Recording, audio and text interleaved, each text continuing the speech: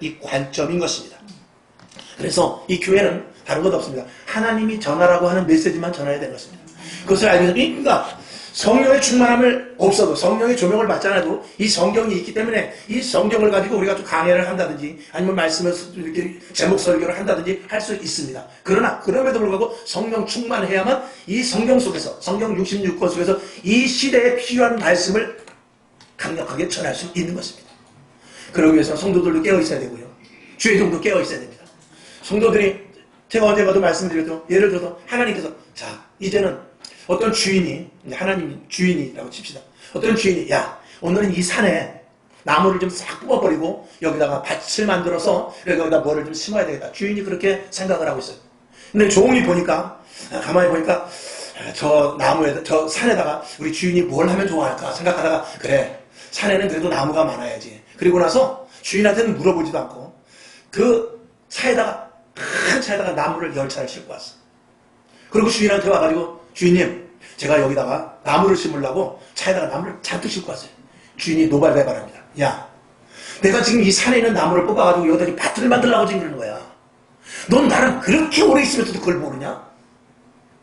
아니, 지난번에 나무 심으셨잖아요. 그때는 심을 때고 지금은 아니야. 지금은 이 나무를 베버리고 내가 여기다 밭을 만들 거라니까. 내가 은연중에 얘기했잖아. 그걸 왜 못 들었니? 아니, 저 다른 데 정신 팔으라고. 주의종도 그렇고 성도들도 그렇고 이게 어긋나면 안 된다 이 말입니다. 주의종이 선포할 때 성도들도 같은 점을 가지고 아멘해야 되고, 주의종이 아니다라고 말했을 때 성도들도 아니다라고 같이 해야 되고, 주의종이 예스 했을 때 여러분들도 같은 점을 가지고 예스해야 그게 교회가 든든히 서가는 것입니다. 할렐루야. 그러니 하나님의 뜻을 아는 사람은 누구냐? 기도하는 사람이야. 하나님의 뜻을 아는 사람은 누구야? 예배드리는 자입니다. 하나님의 뜻을 아는 사람은 누구냐? 맨날 말씀을 붙잡고 사는 사람이에요. 하나님의 뜻을 아는 사람 누구니까? 날마다 내 안에서 감사하는 삶을 사는 사람이에요. 근데 예배도 안 드리지, 기도도 안 하지, 감사도 없지. 하나님의 뜻을 알아요? 주의종의 말씀을 선포하는데 그 말씀에 대해서 이해가 됩니까? 절대 안 되죠.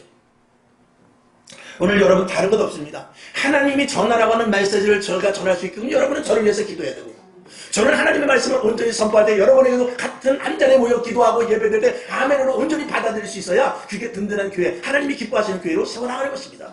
이게 지금 교회에 있느냐? 설교는 설교대로 하고 성도는 성도대로 앉아 졸고 있고, 그러면은 만명 모이면 뭐합니까?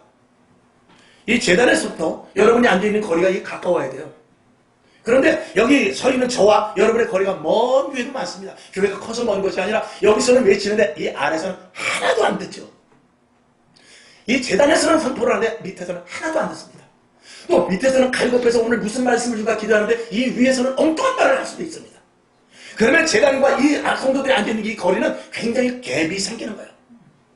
그러면 교회는 서 있을지 모르지만 그 교회는 영적인 교회가 아니고, 그리고 힘있는 교회가 아니고, 마귀가 틈타지 못하는 교회가 아니라 힘없는 교회가 돼. 대단히 죄송하지만 교회를 압수하고 핸드폰을 뺏어가고 체포를 해가도 성도들 하나 손에 대지 못하고 30만 60만 명이 되는 성도가 멍하니 쳐다보는 그런 바보 같은 교회가 되는 것입니다. 여러분, 이렇게 사람이 힘들고 어려울 때는 좀 감성적이고 심리적으로 안정되는 설교를 해주길 원하죠. 보통 그렇습니다. 그래서 지금 이 시대에 평안의 설교를 많이 합니다. 그러나 에레미야는 그렇게 하지 않았어요. 시대가 급변하고 막 위에 북이스라엘은 아수르로 이미 벌써 다 멸망을 해버렸고, 그리고 이제 바벨론 신흥 국가가 세워지면서 남유다를 막 치고 들어올 때 그때 평안하다 안정하다 말하는 것이 아니라 정신 차리고 너희들이 잘못됐기 때문에 그랬으니까 70년 동안 포로로 끌려갈 거야, 그 말을 했더니 난리가 난 것입니다. 그러나 에레미야는 시대를 바로 봤기 때문에 그 말을 하는 거죠.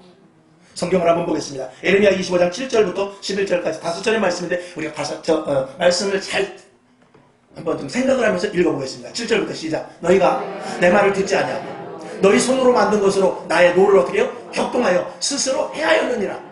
여호와의 말이니라. 8절.